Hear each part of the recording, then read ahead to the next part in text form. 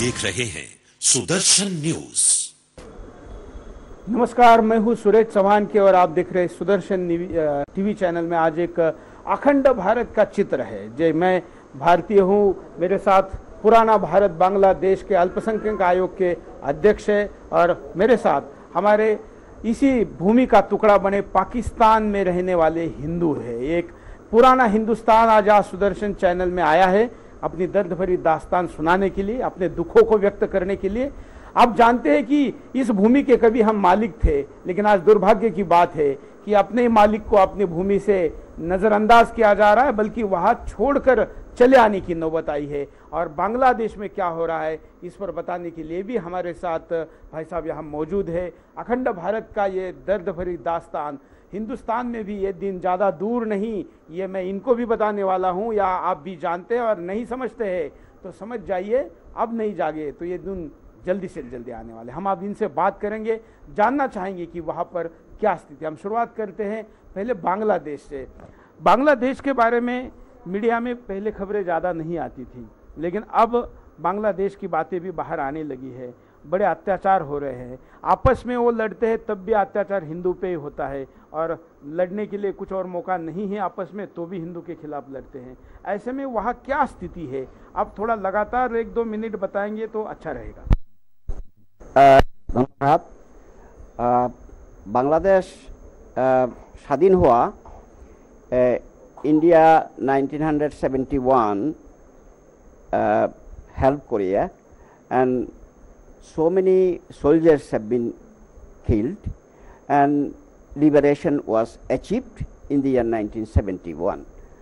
I am also a freedom fighter. What we saw after the liberation, the secularism from the constitution has been changed. So there is no secularism in the constitution, and only for that reason the Muslim community are attacking Hindus one after another in the year 1971 to 2013. Even in the period of Khaleda Zia and in the period of Sheikh Hasina, मतलब सत्ता बदलती है तो भी उसका कोई असर नहीं पड़ता है, अत्याचार वही है। अत्याचार हिंदू का ऊपर अत्याचार बढ़ गया। तो भारत सरकार या भारत का कई मीडिया कहता है कि शेख हसीना आने के बाद फर्क होता है और खालिदा जिया आने के बाद फर्क होता है, लेकिन ये वास्तव नहीं है। नो, वास्तव नहीं। No change. द अत्याचार already is gone, is going on, and still it is so many incidents of torture, intimidation, gang rape, and also murder, and also conversion is going on till today, and that has been in the meantime has not yet been stopped by the present government or by the police. So we are going in the meantime.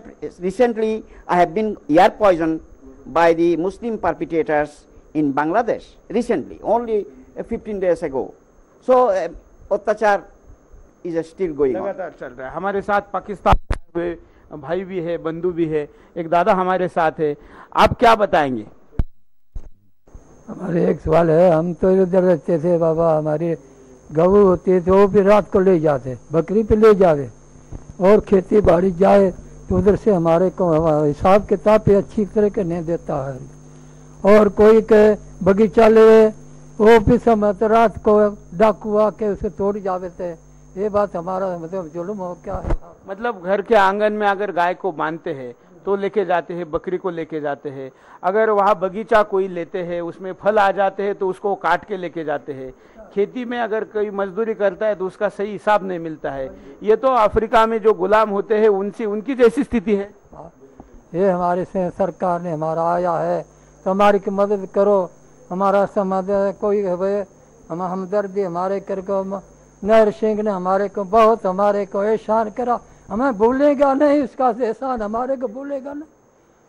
नहर सिंह का हमारे पर हमारा बहुत एहसान है, आवाम का हमारे को एहसान है। और सरकार हमारा बोले तो हमारे के जमीन का बैठने के लिए हमें ये विनती करता हो, हमारा कोई हमारा अर्ज समझे तो हमारा।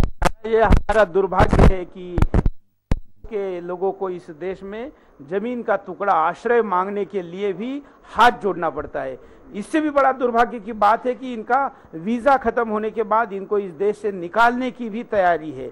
ये अगर सुदर्शन टीवी पहले दिन से इस मुद्दे को लगातार उठा रहा है, उसके बाद कुछ फर्क पड़ा है सरकार के ऊपर जरूर, लेकिन अभी भी न जाने कब रात में इनको बसों में भरकर पाकिस्तान भेजा जाएगा, इसका कोई भरोसा नहीं। हमारे साथ एक और भाई है, उनसे भी बात। नाम हनुमान प्रसाद है, मैं सिंध प्रांत से हूँ। वहाँ पे हिंदुओं को काफिर कहा जाता है। काफिर की एक परिभाषा है, यानी कि काफिर वो होता है जो दीन को ना माने, मोहम्मद को ना माने, कुरान को माने, और उनके साथ क्या करना है उनको सिखाया जाता है कि उनको मारो, काटो, उनकी बहू बेटियों की इज्जत लूट लो और उनके घर में जो सामान है लेके चले जाओ, जो भी उनके पास ज़मीन है वो लेके चले जाओ। ऐसा अगर कोई मुसलमान करता है तो वो जानी के गाजी कहलाता है, ऐसा उनको कहते हैं। और हमारे साथ वहाँ हम सिंदूर लगा के नहीं जा सकते। हमारा कोई त्यौहार आता है छुप के मनाना पड़ता है। हमारी बहू बेटियाँ अगर सिंदूर लगाकर बाज़ार में जाती है तो वो बोलते हैं ये काफिर की बहन जा रही है, ये काफिर की बेटी जा रही है, ऐसा करके वो चिल्लाते हैं। और हमें वो हिंदुस्तानी कहते हैं कि आप तो हिंदुस्तानी हो, और वो सच भी कहते हैं, क्योंकि हमने पाकिस्तान कभी नहीं मांगा था। पाकिस्तान हमने कभी नहीं मांगा था, हमने बंटवारा कभी नहीं मांगा था। हम हिंदुस्तानी हैं, मानते हैं उनकी बात। पाकिस्तानी वो है जिनने पाकिस्तान मांगा, पाकिस्तान का बंटवारा चाहा। हमारे बुजुर्गों ने कभी भी पाकिस्तान नहीं मांगा था। तो वो हम लोगों को, हिंदुओं को हिंदुस्तान के साथ जोड़ दिया गया है। अगर यहाँ पे कुछ भी होता है वो भड़ास हमसे निकालते हैं। जैसे पिछले साल विराट कोहली ने 171 रन मारे थे, हमारे गांव से 3 लड़कियों को उठाया गया, 9 से लेके 11 साल की उम्र तक की, उसका अभी तक कोई पता नहीं है। और हम 5 दिन हमें वहाँ छुपना पड़ा, हमें 5 दिन वहाँ छुपना पड़ा, डर के मारे कि कोई हमें, वो लड़के वहाँ के जो हैं वो हमें मार नहीं दे, मुल्ला उल्ला मार दे, हम छुप के वहाँ रहते हैं। जैसे कोई भी खुशी की बात होती है तो उसकी प्रतिक्रिया वो वहाँ पर आप पे अत्याचार करके देते हैं, अत्याचार करके वो देते हैं। यहाँ पे आज़ादी होती है फिर भी हमें अत्याचार करना पड़ता हमारे ऊपर। यहाँ पे भारत अगर कोई मैच भी जीतता है तो हमें डर सा वहाँ के, हमें कब ना जाने आके हमें मारेंगे, क्या होगा, डर सा रहता है। दिल में तो खुशी रहती है लेकिन फिर भी हमें डर सा रहता है। और वो लोग हमें हिंदुस्तानी करके मारते हैं और यहाँ हमें पाकिस्तानी पाकिस्तानी बोलते हैं। लेकिन अभी तक हमें 65 साल में ये समझ में नहीं आया कि हम पाकिस्तानी हैं कि हिंदुस्तानी है। ये गवर्नमेंट भी हमें बता दे, वो गवर्नमेंट भी हमें बता दे कि हम पाकिस्तानी हैं कि हिंदुस्तानी हैं। हम इस धरती के हैं, हमारे बाप दादा जैसे ये 85 साल के हैं, ये तो पाकिस्तान बंटवारे को 65 साल हुए हैं। ये पहले हिंदुस्तानी था, मेरा माँ बाप हिंदुस्तानी था, तो मैं कैसे पाकिस्तानी हो गया भाई? मैं यही पूछना चाहता हूँ कि ये हमें पाकिस्तानी बहुत बड़ा, जिन्होंने आखिर देश का बंटवारा मांगा ही नहीं वो पाकिस्तानी हुए कैसे? और अगर वहां इनको पाकिस्तानी हिंदू या हिंदुस्तानी कहते हैं और अगर हम इनको पाकिस्तानी कहेंगे तो कैसे चलेगा? ये हिंदुस्तान को सवाल है। दुख होता है और दुख होना स्वाभाविक है। अपने घर में रहने वाला भाई भी कभी नाराज होता है तो उसकी प्रतिक्रिया देता है। इनको नाराज होने का क्यों अधिकार नहीं है? मैं सुदर्शन के दर्शकों को इनके लिए कुछ विशेष सहयोग देने के लिए भी कहूँगा। मुझे ये भी पता नहीं कि ये कानूनन सरकार का इस पर दृष्टिकोण क्या है, लेकिन हम ये नहीं जानते। हम ये जानते हैं कि ये हमारे भाई है, इसलिए सुदर्शन रिलीफ फंड के द्वारा जो हम उत्तराखंड में जैसे काम कर रहे हैं, उसी फंड में उत्तराखंड का निधि अलग, लेकिन उसी अकाउंट से हम चाहेंगे कि अगर आप मदद करना चाहते हैं तो सुदर्शन रिलीफ फंड में मदद करें। हम इन लोगों के लिए भारत में ज़रूर कुछ ना कुछ सुविधा मुहैया कराना चाहते हैं। इनको रोज़गार की ज़रूरत है। भारत के अलग अलग हिस्सों में अगर आप इनको रोज़गार दे सकते हैं तो हम इनको आप तक पहुंचाने की व्यवस्था करेंगे। इनको दिल्ली में या NCR में ठेले लगाने का एटलीस्ट कोई ऐसा काम मिले, उसके लिए ठेला अगर आप दे सकते हैं वो काम ये किया जा सकता है। हॉकर्स का काम ये कर सकते हैं। ऐसे विभिन्न प्रकार के कामों की इनको उपलब्धता कर देना। क्या हमें विश्व हिंदू परिषद वालों ने और संस्था वालों ने ठेले दिए थे और कुछ पैसे दिए थे, तो MCD वालों ने हमारे ठेले उठा के ले गए। आज 15-16 दिन हो गए हैं, हमारे बच्चे डर की वजह से बाहर ठेले बेचने नहीं निकल सकते बिरजवासन में। तो हम वहाँ ऑफिस भी गए तो वो बोलते हैं कि आप अमाउंट भरो 3-3 हज़ार रुपया। हमारे ठेले भी ले गए, बट्टे आपके साथ सर हमारे लोग आएंगे, आप चिंता मत करिए, जरूरत पड़ी तो मैं भी आऊँगा, हम आपके ठेले छुड़वाएंगे। देखिए आप बांग्लादेशी जो घुसपैठी है वो तो क्या क्या करते हैं, लेकिन उनका कुछ नहीं किया जा सकता। उनका ठेला उठाना तो दूर की बात है, उनके ठेले से एक फल भी कोई पुलिस वाला नहीं उठा सकता, क्योंकि उनको साक्षात सरकारी संरक्षण है। अच्छा आप बांग्लादेश आए, आप भी आइए, आइए आइए, आप भी आइए, आप बैठिए, आप बैठिए, आप आइए। या आप बांग्लादेश से आए हुए, जैसे ये पाकिस्तान से आए वैसे आप बांग्लादेश से आए हुए? 1947 में हम लोग आए। अच्छा, तो 1947 में यहाँ आए हुए हैं। वहाँ के दर्द की कहानियाँ आपके पास भी होगी, आपसे भी बात करेंगे। हमारे साथ कुछ भगिनियाँ भी हैं, आप अगर कुछ बात कर सकती है बहन जी तो बताइए। हम छोटी उम्र में शादी करके देते, क्या है की वजह से, मुसलमानों से डर की वजह से शादी कर देते। किस एज में आपकी शादी हुई? मेरी 12-13 साल की हुआ था, ये शादी कर दिया। मेरे 4 बच्चे हैं। नहीं तो क्यों, मतलब आपने कहा कि उन लोगों के डर से शादी आपकी जल्दी कराई, इसका मतलब क्या है? तो हमारी छोटी उम्र में नहीं शादी करते थे तो हमारे को उठा के मुसलमान ले जाते, मुस्लिम पढ़वा लेते, इसकी वजह से हम शादी करके दे देते हैं।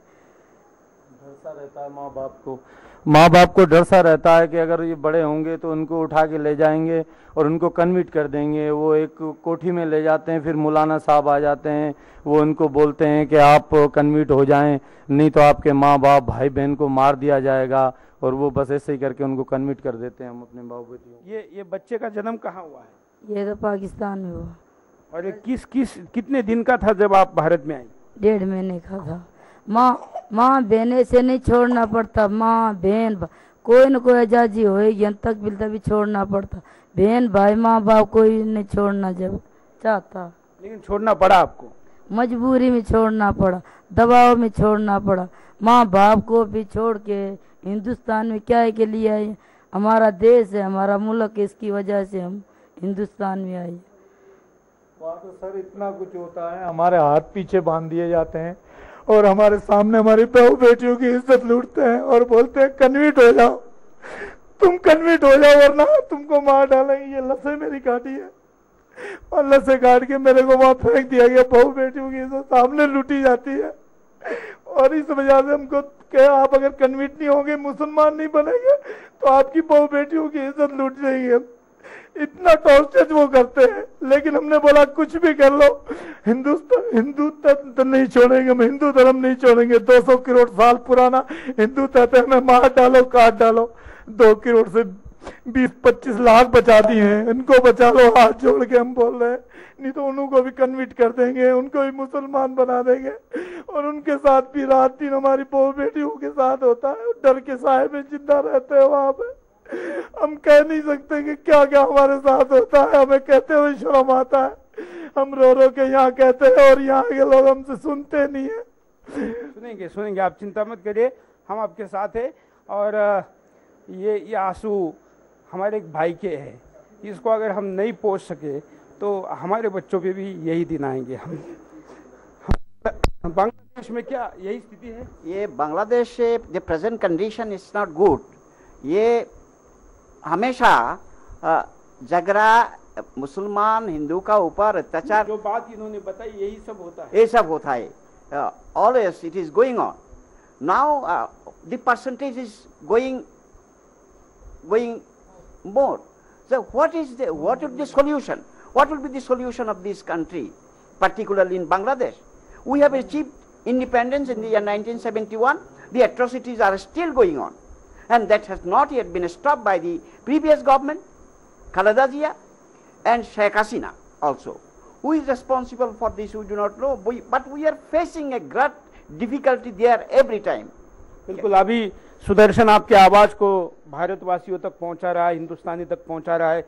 देश दुनिया के लोग इस कार्यक्रम को देख रहे हैं, हम बार बार इसको दिखाएंगे। अब इसको हमारा YouTube चैनल सुदर्शन न्यूज़ पर भी देख सकते हैं। हम आपको फिर आह्वान करते हैं कि हमारे भाइयों को आपकी मदद की ज़रूरत है, तन मन धन सारे प्रकार की ज़रूरत है। NCR में ये बड़े संख्या में रुके हुए हैं, इनकी एक व्यवस्था नाहर सिंह जी है, ये हमारे गैजेटेड ऑफिसर थे भारत में, कभी अभी भी है और ये इन लोगों की मदद करे, इनके घर में लोग रुक रहे।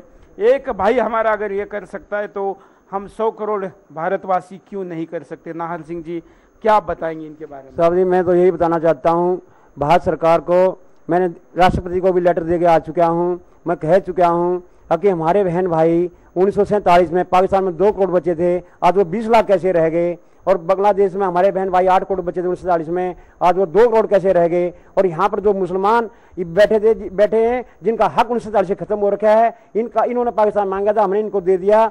इनकी जनसंख्या उस टाइम पर 23% थी, हम इनको 25% भूभाग दे चुके हैं। जितने भी मुसलमान इस देश में रहते हैं, इनकी 1 इंच जमीन इस देश में हो तो मुझे राष्ट्रपति दिखा दे, प्रधानमंत्री दिखा दे, भारत की सरकार दिखा दे, भारत की पार्लियामेंट दिखा दे। मैं राष्ट्रपति को लेटर देकर आ चुका हूँ। और 1947 में हमारे बहन भाई कि कम से कम 5 से 10 लाख बहन बेटियों की लूटी गई थी और उनको कत्ल किया गया था। 3 से 5 करोड़ लोग विस्थापन हुए थे, जिसमें डॉक्टर मनमोहन सिंह भी उनमें से है, लालकृष्ण अडवाणी भी उनमें से है। आज ये अपने आप को हिंदुस्तानी कह रहे हैं और मेरे बहन भाइयों को पाकिस्तानी पाकिस्तानी कहकर रट लगा रखी है और इनको कोई सहायता नहीं दिया। आज तक 1 अन्न का दाना हमको नहीं दिया है। 2011 दिसंबर 2011 से मैं इस काम में लगा हुआ हूँ और ना हमको भारत सरकार ने 1 अन्न का दाना दिया है, ना 1 पैसा दिया है। ये संस्थाएं वाले हमारे साथ। आप डायरेक्ट नाहर सिंह तक भी मदद पहुंचा सकते हैं। जरा आपका पूरा पता बताइए। हमारा पूरा पता है मकान नंबर 13 और अम्बेडकर कॉलोनी, बिजवासन, नई दिल्ली 61 और मेरा मोबाइल नंबर है 9968288057।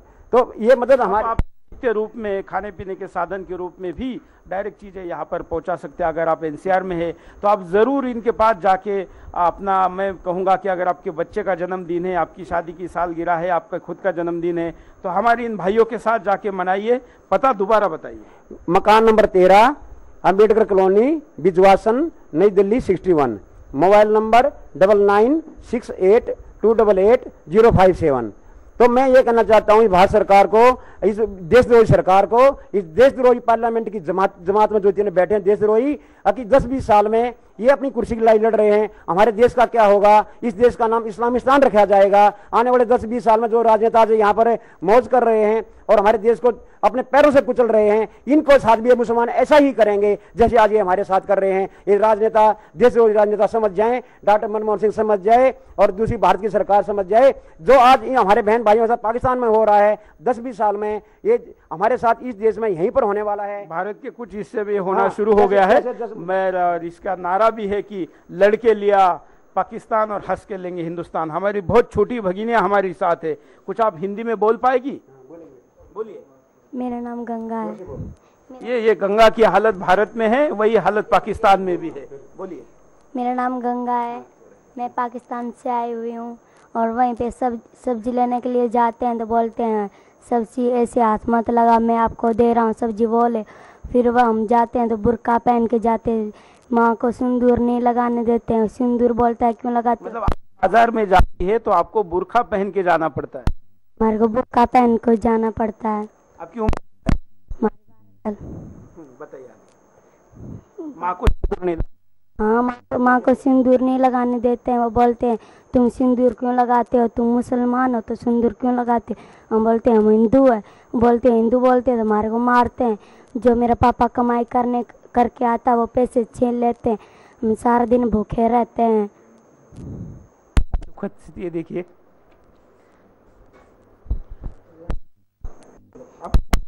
जमुना नाम है, 12 साल की उम्र है, पाकिस्तान में रहते हैं। भारत में अपने बच्चों के नाम गंगा जमुना तो नहीं रखते, ये इतनी खराब स्थिति में भी अपना नाम रखे हुए, तो इनकी हिंदू महंगी है। देखिए वहाँ पर रहते हैं, ना बाजार में जा सकते हैं, ना स्कूल में जा सकते हैं। स्कूल में जाते हैं तो वहाँ हिंदुओं को नीचे बिठा देते हैं। पाकिस्तान में जो मुसलमान होते हैं उसको कुर्सी में बिठा देते हैं। हमको पढ़ने नहीं जाने, पढ़ते हैं तो कलमा पढ़ाते हैं, हिंदू को कलमा पढ़ाते हैं, हम कलमा नहीं पढ़ते, इसी वजह से हम स्कूल नहीं जाते हैं, स्कूल भी नहीं पढ़ते हैं, कुछ भी नहीं करते हैं। बाप हम खेती बेचने देते हैं, वहाँ हमको इंसाफ नहीं मिलता, खेती में हमको बाड़ी नहीं करने देते। वहाँ पर पाकिस्तान पर वैसे जुल्म होते हैं, हमको मारते हैं। माँ बाप को सिंदूर नहीं लगाने देते, सिंदूर लगाते तो खून मत लगाओ, ये खून क्यों लगाते हैं? मंदिर में गायें काटते हैं, ये करते हैं, मंदिर तोड़ देते हैं, वहाँ मस्जिद बना देते हैं, मंदिर नहीं बनाने देते। आपकी उम्र क्या है? 12 साल। देख रहे आपकी 12 साल के बच्चे भी क्या कह रहे। आप भारत में कब आए थे? आपको आज़ादी के समय? हम यहाँ पे आए थे 1947 में, बॉर्डर क्रॉस किया था, कलकत्ता आए थे, और वहाँ से वो काफ़ी धक्के और तकलीफ़ों के बाद मेरे पिताजी को इंडियन एग्रीकल्चर इंस्टीट्यूट में साइंटिस्ट, बतौर साइंटिस्ट की नौकरी मिली 1949 में। तो 2 साल हम इधर उधर रिश्तेदारों के यहाँ पे धक्के खाते रहे, और पिताजी को, मैं सिर्फ अपने पिताजी के नहीं, लाखों करोड़ों और दूसरे पिताजी, दूसरे लोग थे जिनके भी बच्चे थे, उनके बारे में बात करता हूँ। तो ये बहुत कुछ हुआ। तो प्रॉब्लम, समस्या ये है कि ये ये सिर्फ कल की बात नहीं है, 1200 साल से ही हो रहा है। हम तब भी सो रहे थे, आज भी सो रहे हैं। हमारे घर में, हर एक के घर में एक एक कुंभकर्ण है, जिसकी नींद कभी कुंभकर्ण, एक एक कुंभकर्ण क्या, पूरा घर कुंभकर्ण है। इतना कुछ होने का सबसे मज़े बात है, जब नाहर सिंह भी साहब भी कहेंगे, दिल्ली में, मैं दिल्ली का पुराना बाशिंदा हूँ, मैं हिंदी बोलता हूँ, पंजाबी भी बोल लेता हूँ। तो पंजाबी लोग यहाँ पे कोई 50%, 50% पंजाबी सिखाए हैं, जो लाहौर रावलपिंडी से कट कुटा के आए हैं। वो लोग भी, उन्होंने बहुत कुछ देखा है, बहुत कुछ समझाया जाना है, और भाषा भी उनकी हिंदी से मिलती जुलती है। वो लोग भी बोलते, हिंदी बोले, छड्डो जी सानू की लेना, हमें क्या लेना देना इससे। ये जो एटीट्यूड है यहाँ के लोग, अगर मराठी होते हैं, गुजरात फिर मैं समझ सकता हूँ, जो वहाँ से कटकुट के आए हैं, वो लोग जिन्होंने दुख देखा है, वो भी आप उस पे वो बिल्कुल। चलिए, वोट तो, हाँ, आपका नाम क्या है? दयालदास। हाँ, दयालदास बताइए। मेरा नाम दयालदास है, मैं सिंध पाकिस्तान से आया हूँ। वहाँ की स्थिति इतनी कमज़ोर हो चुकी है, धर्म इतना कमज़ोर हो चुका है जिसकी हद नहीं है। तो हम वहाँ रहते थे तो डर डर के रहना पड़ता था। मुसलमान लोग कहते थे आप हिंदू हैं, लेकिन हमारे ही मतलब धर्म में आना होगा, हमारे ही कुफे में होना होगा। आप अगर आ जाओगे तो आपका धर्म, हमारा धर्म जो भी है मुसलमान का, वो बढ़ जाएगा। आपको पैसे दिए जाएंगे, आपको हर चीज़ दी जाएगी, आपको कोई दिक्कत नहीं होगी, आपके पास अत्याचार मतलब कोई नहीं करेगा। हमने कहा भाई कोई पैसे दे दो, चाहे बंगला दे दो, चाहे कुछ भी दे दो, हम अपना धर्म नहीं छोड़ेंगे। धर्म हमने आज तक नहीं छोड़ा है, लेकिन हम किसी बहाने भगवान की कृपा से भारत माता की सौगंध खाई थी कि हम भारत में ही जाएंगे। हम नंगे पाँव हिंगलाज माता के मंदिर तक गए और उनसे प्रार्थना की कि हम भारत में हमारे जाने की वीज़ा तुरंत मिल ही जाए, क्योंकि यहाँ रहना बिल्कुल मतलब ठीक नहीं है। इसी बहाने हम हिंगलाज माता के मंदिर गए, पैदल नंगे पाँव, वहाँ उनके दर्शन किए, और माता हिंगलाज ने हमारी बात सुन ली, और हमें हिंगलाज माँ से, मुसलमानों के डर से वहाँ मुसलमान अपना पाकिस्तान छोड़ना पड़ा, क्योंकि पाकिस्तान में रहना उचित नहीं है। वहाँ हम डर डर के रहना पड़ता है, और हमारी बहन बेटियों की इज़्ज़त को लूटा जा सकता है हमारी आंखों के सामने। और जो रैली बेचने जाते हैं उनके पैसे छीने जाते हैं। और तो और अगर मजदूरी मेहनत करते हैं खेती बाड़ियों में, जब भी वहाँ हमारा हिस्सा नहीं दिया जाता, पूरा हिस्सा नहीं दिया जाता, सिर्फ हमें रोटी जी दी जाती है, वो भी एक टाइम की। देखो इंसान एक टाइम में जीवित कैसे रख सकता है? अगर जो इंसान 2 रोटी खा सकता है, वो 1 रोटी खा के कैसे जिएगा? लेकिन हम जिए हैं किसके लिए हैं? भारत माता की भूमि के लिए जिए हैं। तो हम इसीलिए आए कि हमने पूरी पाकिस्तान के अंदर बड़ी कठिनता से मेहनत की, लेकिन हमने नहीं की, हम कह नहीं सकते हैं, वो गुरुदेव ने की है, माँ हिंगलाज रानी ने की है। बड़ी कठिनाई के कारण हमको मेले में की वीज़ा के बहाने ही आ गए, और हमने 10 मार्च को बॉर्डर क्रॉस किया, जब हमें ये पता नहीं, ठिकाना नहीं था कि हम कहाँ जाएंगे। लेकिन हमारे पूर्व जन्म, जैसे श्री कृष्ण भगवान ने जन्म लिया था गुरुकुल में, गोकुल में लिया था, ऐसे नाहर सिंह ने हमारे लिए ब्रजवासन में जन्म लिया है। तो हमें यह पता चला कि ब्रजवासन में कोई है हमारा। इसी वजह से हम वहाँ से तुरंत ही अपनी गाड़ियों को लेके हम ब्रजवासन में आके ठहरे। ये महान पुरुष दादू नाहर सिंह ने हमारे सब बच्चों को खड़ा करके, और उन्हें आरती दिए जलाए, घी के दिए जलाए गए, मिठाई लाई गई, फूल मालाओं लाई गई। हम तो इनका एहसान जिंदगी नहीं भूल सकते। ये चाहे हमें कहीं भी ले जाओ, हम पूरा इनका जो भी कहेंगे हम उनकी पूरी बात पे तवज्जो ध्यान देंगे। और नाहर सिंह ने हमारे पूरी आदर भाव के साथ हमें 48 कमरे दिए गए ब्रजवासन के अंदर, जो किराएदारों के को दिए रखे थे, वो किराएदारों को खाली करवा के उनसे किराया भी नहीं लिया गया। आज वो 48 कमरे हमारे 483 लोग उनको दिए गए हैं। और उसके बाद जो भी बिजली का बिल और राशन वगैरह जो भी 5 महीने हो रहे हैं, मतलब उनकी पूरी सुविधा श्री नाहर सिंह दादू ने कर रखी है। और आज तक भी हमारे नाहर सिंह जी का बहुत बड़ा कार्य है और हिंदुस्तान ने इसमें करना चाहिए। हमारे साथ और भी लोग हैं, आपका नाम बताइए। महादेव एडवाणी जी। हाँ। महादेव एडवाणी। अडवाणी जी। अडवाणी जी ने कोई मदद की क्या नहीं आपकी? नहीं सर, कुछ भी नहीं किया अभी तक, तो कुछ नहीं किया है। हम पाकिस्तान में स्कूल में जाते थे तो वहाँ पे तो पहले तो कुरान शरीफ थी, पढ़ाते थे। उसके बाद पढ़ाने के बाद 2-4 क्लास पियाद पढ़े तो हमने आधे तो मुसलमान बन गए। हमने मम्मी पापा वालों ने बोला नहीं स्कूल नहीं जाना है। खेती बाड़ी में जाते थे, वहीं पे हिसाब नहीं मिलता था और हमने यही सोचा कि अभी हमारे को हिंदुस्तान लाजमी जाना है। फिर अप्लाई किया, 3 साल 4 साल हो गए। परमात्मा ने हमारी सुन ली कि कुंभ का मेला था, इसी वजह से हमारे को वीज़ा मिल गया। मम्मी पापा हमारे वहीं हैं, भाई वहीं हैं, बहनें वहीं हैं। कुछ हमारे को वीज़ा मिली, वह हम यहाँ पे आ गए। दादू नहर सिंह के पास आके 48 कमरे दे रखे हैं, क्योंकि इसने बहुत हमारे लिए किया है।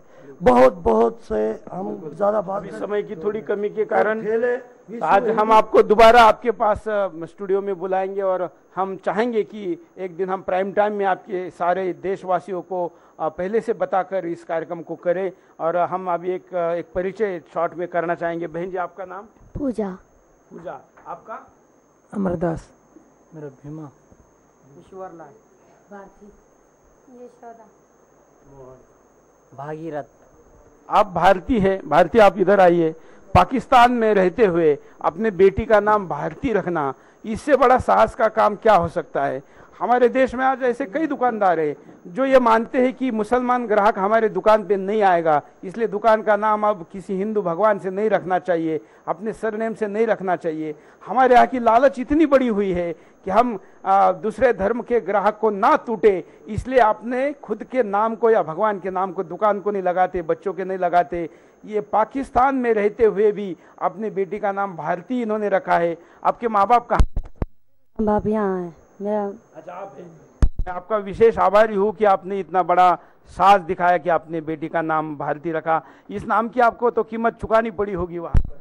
हाँ, बहुत कीमत चुकानी पड़ी। वहाँ नाम रखते हैं, वहाँ बोलते हैं नाम मत रखो, हमारा नाम रखो, ऐसे बोलते हैं वहाँ पे।